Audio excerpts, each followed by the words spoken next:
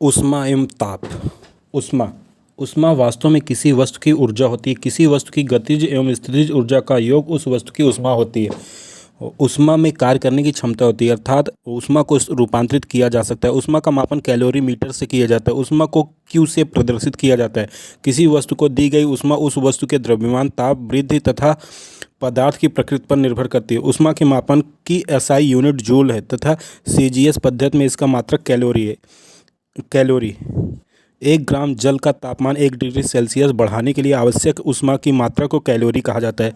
अंतर्राष्ट्रीय कैलोरी 1 ग्राम जल का तापमान 1 डिग्री सेल्सियस 14.5 डिग्री सेल्सियस से 15.5 डिग्री सेल्सियस बढ़ाने के लिए आवश्यक ऊष्मा की मात्रा को अंतर्राष्ट्रीय कैलोरी कहा जाता है।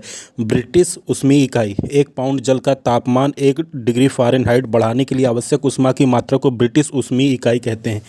1 BTU बराबर 252 कैलोरी। 1 जूल बराबर 0.24 कैलोरी। 1 कैलोरी बराबर 4.186 जूल। 1 किलो कैलोरी बराबर 4.186 गुणे 10 घात 3 जूल। 1 किलो कैलोरी बराबर 1000 कैलोरी। मोलर विशिष्ट ऊष्मा किसी पदार्थ के 1 मोल का तापमान 1 केल्विन बढ़ाने में आवश्यक ऊष्मा की मात्रा को उस पदार्थ की मोलर विशिष्ट ऊष्मा कहते हैं। इसका मात्रक जूल प्रति मोल केल्विन होता है। गैस में 2 प्रकार के मोलर विशिष्ट ऊष्मा होती है। यदि ऊष्मा का स्थानांतरण करते समय गैस का दाब नियत रहे तो इसे नियत दाब पर मोलर विशिष्ट ऊष्मा सीपी कहते हैं। यदि ऊष्मा का स्थानांतरण करते समय गैस का आयतन स्थिर रहे तो इसे नियत आयतन पर मोलर विशिष्ट ऊष्मा सीवी कहते हैं। ऊष्माधारिता किसी पदार्थ का ताप 1 डिग्री सेल्सियस बढ़ाने के लिए आवश्यक ऊष्मा की मात्रा को पदार्थ की ऊष्माधारिता कहते हैं। इसको C से प्रदर्शित करते हैं। इसका मात्रक कैलोरी प्रति केल्विन तथा बीमा mL2T-2 Q-1 है। विशिष्ट ऊष्मा किसी पदार्थ के 1 किलोग्राम द्रव्यमान का ताप 1 डिग्री सेल्सियस बढ़ाने के लिए आवश्यक ऊष्मा की मात्रा विशिष्ट ऊष्मा कहलाती है। इसका मात्रक जूल प्रति किलोग्राम केल्विन तथा किलो कैलोरी प्रति किलोग्राम प्रति डिग्री सेल्सियस होता है। पानी की विशिष्ट ऊष्मा 1 किलो कैलोरी प्रति किलोग्राम डिग्री सेल्सियस होता है। ज्ञात हो कि ऊष्माधारिता पदार्थ के द्रव्यमान पर निर्भर करती है, अतः द्रव्यमान बदलने पर ऊष्माधारिता भी बदलती है, जबकि विशिष्ट ऊष्मा द्रव्यमान पर निर्भर नहीं करती, अतः सदैव समान रहती है। 0 डिग्री सेल्सियस पर जल की विशिष्ट ऊष्मा अनंत होती है। गुप्त ऊष्मा स्थिर ताप पर किसी पदार्थ के 1 किलोग्राम द्रव्यमान की अवस्था परिवर्तन के लिए आवश्यक ऊष्मा की मात्रा को उस पदार्थ की गुप्त ऊष्मा कहते हैं। इसका मात्रक कैलोरी प्रति ग्राम है। इसे यल से प्रदर्शित करते हैं। ये 2 प्रकार की होती है। गलन की गुप्त ऊष्मा स्थिर ताप पर 1 किलोग्राम ठोस को द्रव में परिवर्तित करने के लिए आवश्यक ऊष्मा को गलन की गुप्त ऊष्मा कहते हैं। इसका मात्रक भी किलो कैलोरी प्रति किलोग्राम या जूल प्रति किलोग्राम होता है। Q बराबर ml, जहाँ Q बराबर ठोस से द्रव में परिवर्तित करने के लिए आवश्यक ऊष्मा Q है। m पदार्थ का द्रव्यमान है। L गलन की गुप्त ऊष्मा है। बर्फ़ की गलन की गुप्त ऊष्मा 80 कैलोरी प्रति ग्राम है। वाष्पन की गुप्त ऊष्मा स्थिर ताप पर 1 किलोग्राम द्रव को गैस में परिवर्तित करने हेतु आवश्यक ऊष्मा की मात्रा को पदार्थ की वाष्पन की गुप्त ऊष्मा कहते हैं। इसका भी उपरोक्त सूत्र है। कौन सा? Q बराबर ml। पानी की वाष्पन की गुप्त ऊष्मा 540 कैलोरी प्रति ग्राम है। ऊष्मीय प्रसार किसी वस्तु को ऊष्मा देने पर उसकी विमाओं में होने वाले परिवर्तन को ऊष्मीय प्रसार कहते हैं। ठोसों में ऊष्मीय प्रसार 3 प्रकार का होता है। रैखिक प्रसार 1 डिग्री सेल्सियस बढ़ाने पर लंबाई में परिवर्तन को रैखिक प्रसार कहते हैं। इसे अल्फा से प्रदर्शित करते हैं। अल्फा बराबर डेल्टा यल अपान यल गुणे डेल्टा थीटा। डेल्टा यल बराबर लंबाई में परिवर्तन, अल्फा बराबर रेखीय प्रसार गुणांक, डेल्टा थीटा बराबर ताप में परिवर्तन या वृद्धि। क्षेत्रीय प्रसार 1 डिग्री सेल्सियस ताप बढ़ाने पर क्षेत्रफल में परिवर्तन को क्षेत्रीय प्रसार कहते हैं। इसे बीटा से प्रदर्शित करते हैं। बीटा बराबर डेल्टा यस अपान यस गुणे डेल्टा थीटा, जहाँ डेल्टा यस क्षेत्रफल में परिवर्तन है, बीटा क्षेत्रीय प्रसार गुणांक है, डेल्टा थीटा ताप में परिवर्तन या वृद्धि है। आयतन प्रसार 1 डिग्री सेल्सियस ताप बढ़ाने पर आयतन में परिवर्तन को आयतन प्रसार कहते हैं। इसे गामा से प्रदर्शित करते हैं। गामा बराबर डेल्टा वी अपान वी गुणे डेल्टा थीटा, जहां डेल्टा वी बराबर आयतन में परिवर्तन है, गामा आयतन प्रसार गुणांक है, डेल्टा थीटा ताप में परिवर्तन वृद्धि है। सामान्यतः अल्फा बीटा गामा का अनुपात 1:2:3 का होता है। रैखिक, क्षेत्रीय तथा आयतन प्रसार गुणांक तीनों का मात्रक प्रति डिग्री सेल्सियस होता है। द्रवों में ऊष्मीय प्रसार। द्रवों का आकार निश्चित नहीं होता परंतु आयतन निश्चित होता है, अतः द्रवों में केवल आयतन प्रसार होता है। द्रवों में दो प्रकार का प्रसार होता है। द्रव का आभासी प्रसार, किसी द्रव का ताप 1 डिग्री सेल्सियस बढ़ाने पर उसके आयतन में होने वाले आभासी वृद्धि तथा द्रव के प्रारंभिक आयतन के अनुपात को आभासी प्रसार गुणांक कहा जाता है। इसे गामा अल्फा से प्रदर्शित करते हैं। द्रव का वास्तविक प्रसार, किसी द्रव का ताप 1 डिग्री सेल्सियस बढ़ाने पर द्रव के आयतन में होने वाली वास्तविक वृद्धि तथा द्रव के प्रारंभिक आयतन के अनुपात को द्रव का वास्तविक प्रसार गुणांक कहते हैं। इसे गामा आर से प्रदर्शित करते हैं। द्रव का वास्तविक प्रसार गुणांक बराबर द्रव का आभासी प्रसार गुणांक प्लस बर्तन का आयतन प्रसार गुणांक, गामा आर बराबर गामा अल्फा प्लस गामा जी। जल का असामान्य प्रसार, सामान्यतः गर्म किए जाने पर द्रवों का आयतन बढ़ता है, परंतु यदि जल को 0 डिग्री सेल्सियस से 4 डिग्री सेल्सियस तक गर्म किया जाए तो आयतन घटता है, उसके बाद बढ़ता है। 4 डिग्री सेल्सियस पर जल का आयतन न्यूनतम होता है। ताप में कमी, आयतन में वृद्धि होती है, घनत्व में कमी होती है। 4 डिग्री सेल्सियस पर ताप में वृद्धि हो जाती है, आयतन में वृद्धि होती है, घनत्व में कमी होती है। अधिकतम घनत्व न्यूनतम आयतन होता है। जल के असामान्य प्रसार के कारण झीलें जम जाने के बाद भी जीव जंतु, मछलियाँ आदि जीवित रहते हैं। इसी विशेषता के कारण सर्दियों में जल के जमने से आयतन बढ़ जाता है तथा नल फट जाते हैं। गैसों में ऊष्मीय प्रसार, जब गैस को ऊष्मा दी जाती है तो यह आवश्यक नहीं है कि उसका आयतन बढ़े। किसी गैस की ताप वृद्धि से उसका आयतन बढ़ता है या दाब बढ़ता है या दोनों में परिवर्तन आ जाता है। यदि गैस का नियत ताप पर गर्म करें तो delta rho upon rho equal to delta T upon T होता है, जहाँ रो गैस का घनत्व है। नोट: ऊष्मीय प्रसार ठोस में सबसे कम, द्रवों में उससे अधिक और गैसों में सर्वाधिक होता है। गर्म करने पर लोहे के हाल में प्रसार हो जाता है जिससे उसका आकार बढ़ जाता है तथा उसे पहिए पर चढ़ा दिया जाता है। फिर यह ठंडा होकर सिकुड़ता है तथा पहिए को जकड़ लेता है। रेल की पटरियों के बीच खाली जगह छोड़ी जाती है ताकि गर्मी के दिनों में ऊष्मीय प्रसार के कारण इनके फैलने की जगह मिल सके तथा पटरियाँ टेढ़ी मेढ़ी होने से बच जाएं। यदि किसी कांच की नली में फंसी कार्क नहीं निकल रही तो बोतल को गर्म करके उसका मुंह फैला देते हैं और बोतल का मुंह ढीला हो जाने पर उसे कार्क को आसानी से निकाल लेते हैं। खंभे के बीच बिजली के तारों को कसकर नहीं बांधा जाता ताकि सर्दियों में सिकुड़ने पर तार खींचकर टूट न जाए। लोहे के पुल को सामान्यतः एक तरफ बांधा जाता है तथा दूसरी ओर का सिरा रोलर पर टिका होता है। इससे यह लाभ होता है, जब गर्मियों में लोहा प्रसारित होता है तो रोलर के कारण इसे फैलने में आसानी होती है। शीतल पेय की बोतलें मोटे कांच की बनाई जाती है ताकि गर्मियों में बोतल के भीतर दाब बढ़ने से बोतल टूट न जाए। ऑटोमेटिक इलेक्ट्रिक प्रेस ऊष्मीय प्रसार के सिद्धांत पर कार्य करती है। गर्मी में लोलक की लंबाई बढ़ने के कारण घड़ियां सुस्त हो जाती हैं, जबकि सर्दियों में लंबाई घटने से तीव्र हो जाती हैं। ऊष्मा का संचरण। ऊष्मा का संचरण 3 विधियों से होता है: चालन, संवहन तथा विकिरण। इन सभी का वर्णन निम्नवत है। चालन: ठोसों में चालन की प्रक्रिया द्वारा ऊष्मा का स्थानांतरण होता है। इस प्रक्रिया में ऊष्मा का संचरण अणुओं द्वारा होता है। इस प्रक्रिया में अणु तो अपने स्थान पर स्थिर रहते हैं परंतु ऊष्मा का संचरण करते। इसी प्रक्रिया के कारण किसी छड़ के एक सिरे को गर्म करने पर दूसरा सिरा भी गर्म हो जाता है। यदि लंबाई L और अनुप्रस्थ काट का क्षेत्रफल A, किसी छड़ के दोनों सिरों का तापमान T1 तथा T2 है तो छड़ में एक दूसरे सिरे तक संचरित होने वाली ऊष्मा H बराबर डेल्टा क्यू अपान डेल्टा टाउ के A T1 minus T2 upon L हो जाएगा। इसका मात्रक जूल प्रति सेंटीमीटर केल्विन होता है। यदि हम किसी कमरे में समान ताप पर रखी गई लकड़ी तथा लोहे को छुएं तो लोहा ठंडा प्रतीत होता है। लकड़ी की तुलना में लोहा ऊष्मा का बेहतर चालक है। हमारा शरीर कमरे की तुलना में गर्म होता है, अतः जब हम लोहे को छूते हैं तो हमारे शरीर से लोहे की ओर ऊष्मा प्रवाहित होने लगती है, अतः लोहा ठंडा प्रतीत होता है।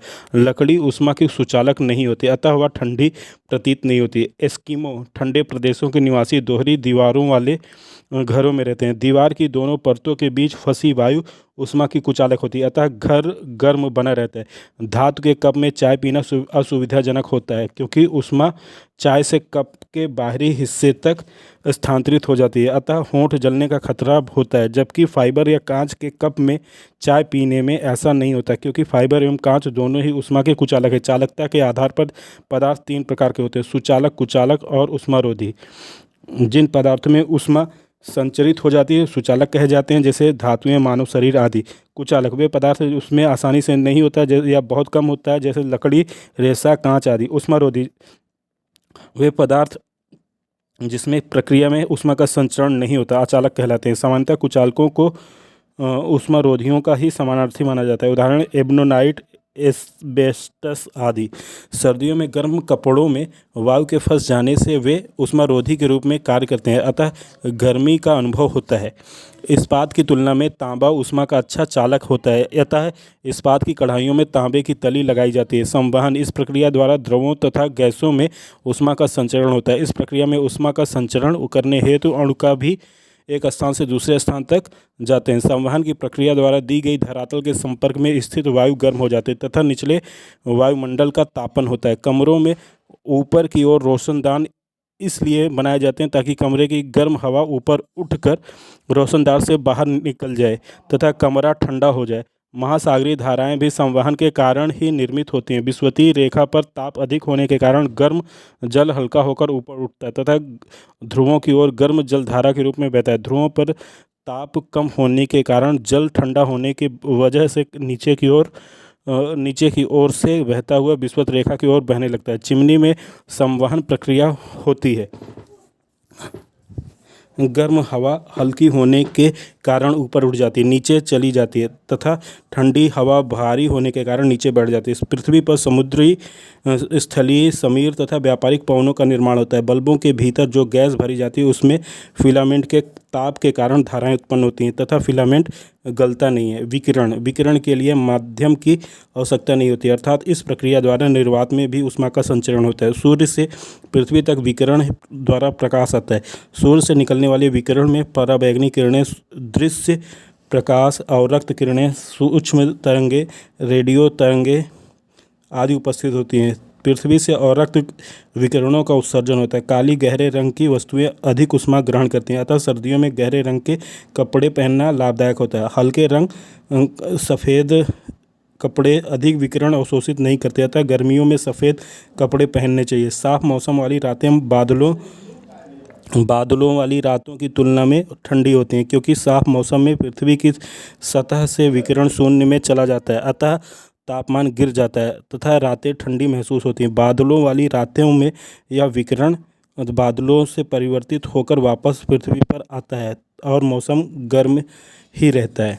रेगिस्तान दिन में गर्म तथा रात में ठंडे होते हैं। दिन के समय रेत ऊष्मा अवशोषित कर लेती है, अतः दिन में तापमान अधिक हो जाता है, जबकि रात में रेत से विकिरण उत्सर्जित होती है, अतः रातें ठंडी हो जाती हैं। थर्मस में परत चमकीली बनाई जाती है, क्योंकि चमकदार परतें न तो बाह्य विकिरण अवशोषित करती हैं और न ही उत्सर्जित करती हैं, अतः थर्मस में रखी ठंडी चीज़ें ठंडी तथा गर्म चीज़ें गर्म रहती है। ताप किसी वस्तु की गर्माहट या ठंडक का माप होती है। किसी पदार्थ के अणुओं की केवल गतिज ऊर्जा उस वस्तु का ताप बताती है।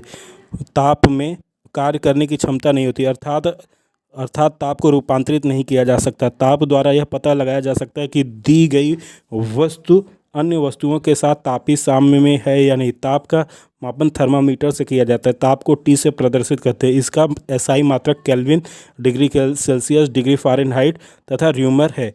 इसके अन्य मात्रक हैं। विज्ञान की वह शाखा जिसमें ताप का अध्ययन किया जाता है थर्मोमेट्रिक कहलाती है।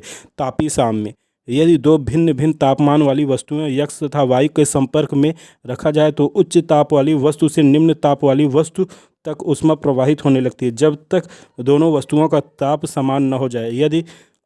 यही अवस्था तापीय साम्य कहलाती है। इस अवस्था में ऊष्मा का आदान प्रदान रुक जाता है। तापमापी के प्रकार, तापमापियों में प्रयुक्त द्रवों वस्तुओं के में ताप के साथ आयतन में परिवर्तन के अभिलक्षण का प्रयोग करके ताप का मापन किया जाता है। भिन्न भिन्न गुणों के आधार पर निम्न तापमापी का प्रयोग किया जाता है। द्रव तापमापी में केस नली में अल्कोहल या पारा प्रयुक्त करके ताप मापा जाता है। अल्कोहल द्वारा -115 डिग्री सेल्सियस तक के ताप तथा पारा प्रयुक्त करने पर -39 डिग्री सेल्सियस ताप से 350 डिग्री सेल्सियस ताप तक ताप मापे जा सकते हैं। क्लिनिकल डॉक्टरी तापमापी, यह तापमापी 95 डिग्री फ़ारेनहाइट से 110 फ़ारेनहाइट तक का ताप मापता है। इस तापमापी में पारी का प्रयोग किया जाता है। ज्ञात हो कि द्रव तथा डॉक्टरी तापमापी दोनों ही ऊष्मीय प्रसार के सिद्धांत पर कार्य करते हैं। स्थिर ताप आयतन गैस तापमापी, इस तापमापी में हाइड्रोजन गैस का प्रयोग किया जाता है। तापमान में परिवर्तन होने पर हाइड्रोजन गैस का दाब भी परिवर्तित हो जाता है, अतः यही सिद्धांत इस तापमापी में प्रयुक्त होता है। इस हाइड्रोजन गैस तापमापी कहते हैं।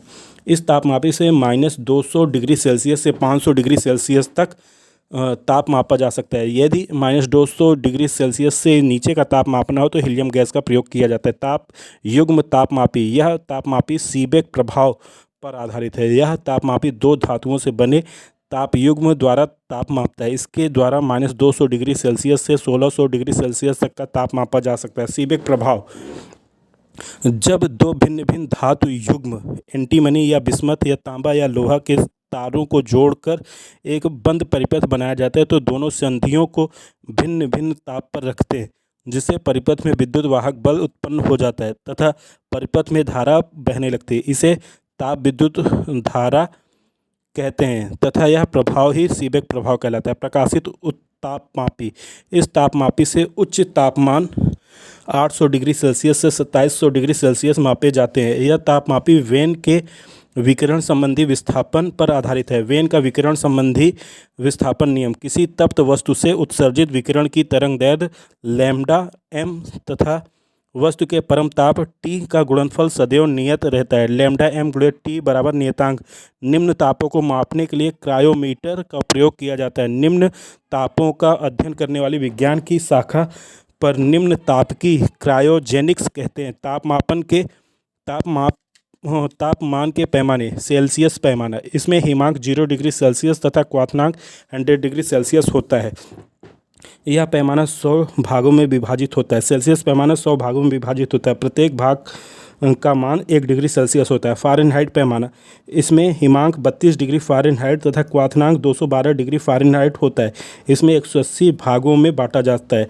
प्रत्येक भाग का मान 10 डिग्री फ़ारेनहाइट होता है। र्यूमर पैमाना, इस पैमाने के में हिमांक 0 डिग्री र्यूमर तथा क्वथनांक 80 डिग्री र्यूमर होता है। इसे 80 भागों में बांटा जाता है। प्रत्येक भाग का मान 1 डिग्री र्यूमर होता है।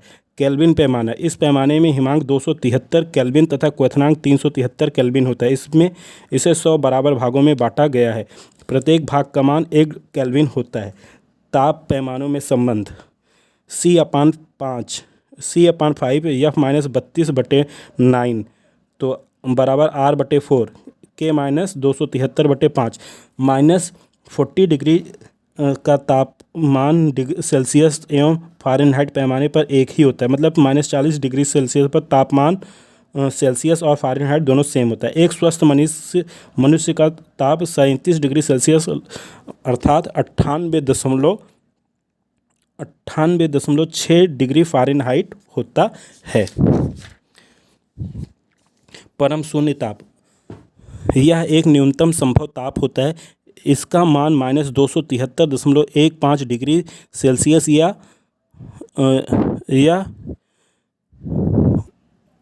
0 केल्विन होता है। वस्तुओं में ताप परिवर्तन, किसी पदार्थ के ताप परिवर्तन के लिए आवश्यक ऊष्मा 3 निम्न कारकों पर निर्भर करती है। द्रव्यमान, किसी वस्तु द्वारा अवशोषित या उत्सर्जित ऊष्मा उसके द्रव्यमान के समानुपाती होती है।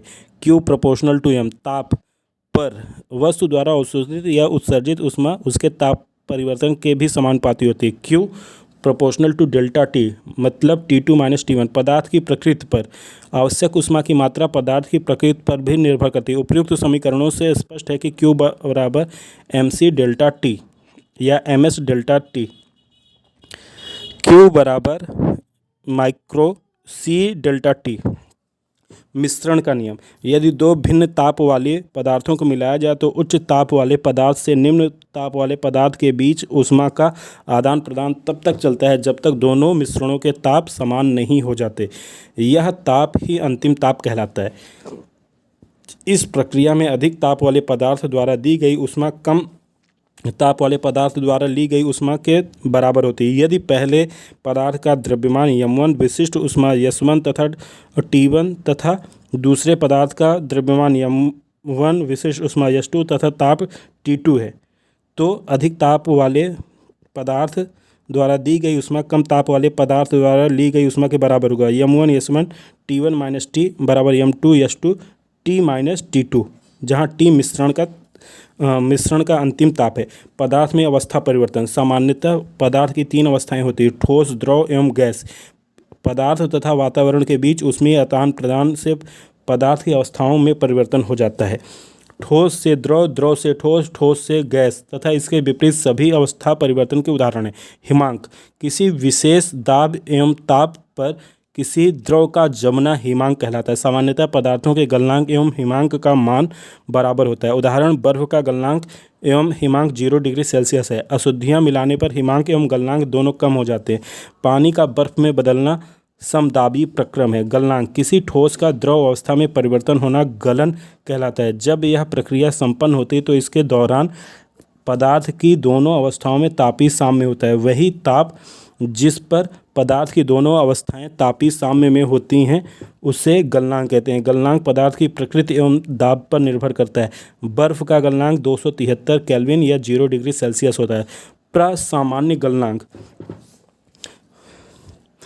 वायुमंडलीय दाब पर पदार्थ का गलनांक प्रसामान्य गलनांक कहलाता है। 0,1 वायुमंडलीय दाब का मान 10-13.25 मिली बार होता है। वे पदार्थ जिनका आयतन गर्म करने पर बढ़ जाता है, दाब बढ़ाने पर उनका गलनांक बढ़ जाता है। उदाहरण, मोम, घी आदि।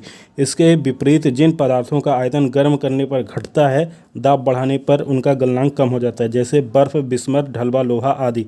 क्वथनांक, किसी द्रव के उबलने की प्रक्रिया क्वथनांक कहलाती है तथा वह ताप जिस पर कोई द्रव उबलता है उसे क्वथनांक कहते हैं। सभी द्रवों का क्वथनांक दाब बढ़ाने पर बढ़ जाता है। यही कारण है कि प्रेशर कुकर में खाना जल्दी पक जाता है। दाब कम होने के कारण पहाड़ों पर खाना देर से पकता है। पदार्थों में अशुद्धियाँ मिलाने पर उनका क्वथनांक बढ़ जाता है। प्रसामान्य क्वथनांक, एक वायुमंडलीय दाब पर किसी पदार्थ का क्वथनांक प्रसामान्य क्वथनांक कहा जाता है। शुद्ध जल का प्रसामान्य क्वथनांक 373 केल्विन तथा 100 डिग्री सेल्सियस होता है।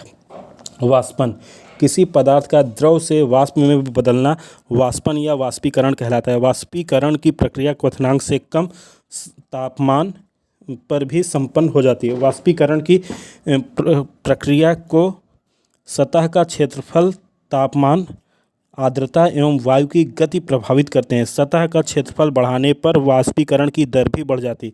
ताप में वृद्धि पर वाष्पीकरण की दर बढ़ जाती है। आर्द्रता में कमी होने पर वाष्पीकरण की दर बढ़ जाती है।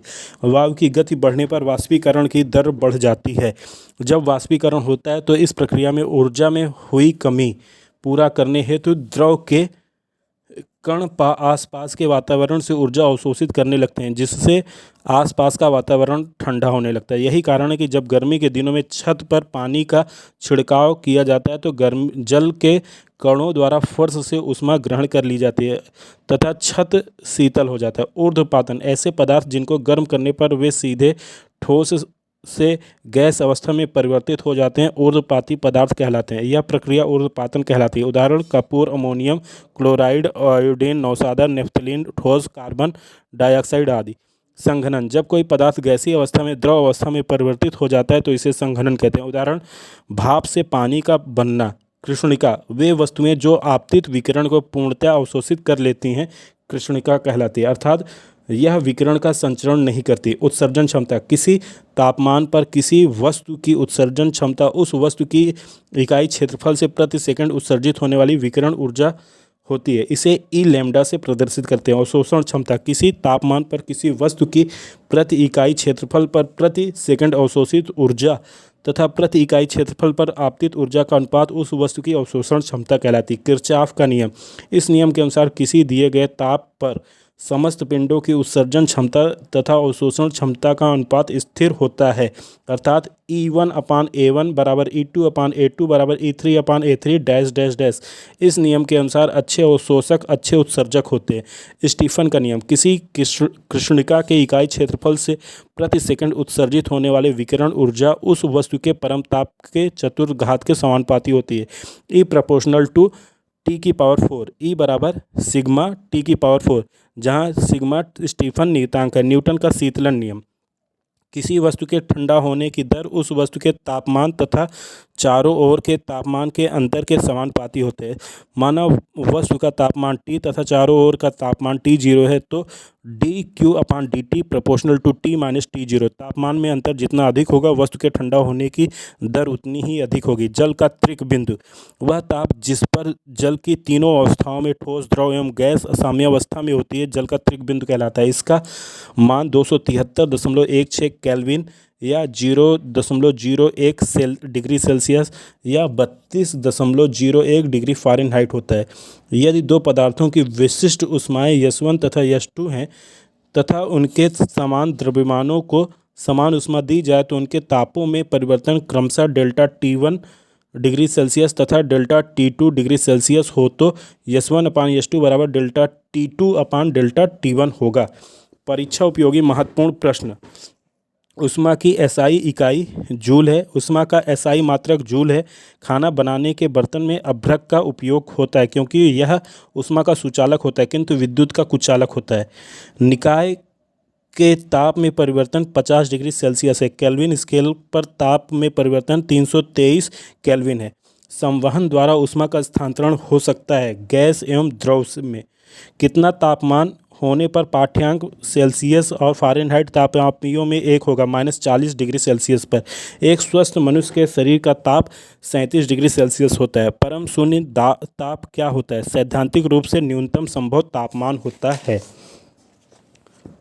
गर्म करने से विस्तारित होता है पदार्थ का घनत्व घटा देता है। गर्म करने से विस्तारण पदार्थ का घनत्व घटा देता है। जब बर्फ़ पिघलती है तब आयतन घटता है। रेफ्रिजरेटर में खाद्य पदार्थ ताज़ा रखने हेतु 4 डिग्री सेल्सियस है। डिजर्ट कूलर द्वारा शीतलन किस पर आधारित है? वाष्पन शीतलन पर। गर्मियों में सफ़ेद कपड़े पहनना ज़्यादा आरामदेह है क्योंकि वे अपने ऊपर पड़ने वाली सारी ऊष्मा को परावर्तित कर देते हैं। मिट्टी के घड़े में निम्न में से किस क्रिया के कारण जल ठंडा रहता है? वाष्पीकरण के द्वारा। प्रेशर कुकर में खाना जल्दी पकता है क्योंकि अधिक दाब पर पानी अधिक तापक्रम पर उबलने लगता है। प्रेशर कुकर के अंदर का उच्चतम ताप निर्भर करेगा ऊपर के छेद का क्षेत्रफल व उस पर रखे गए वजन पर।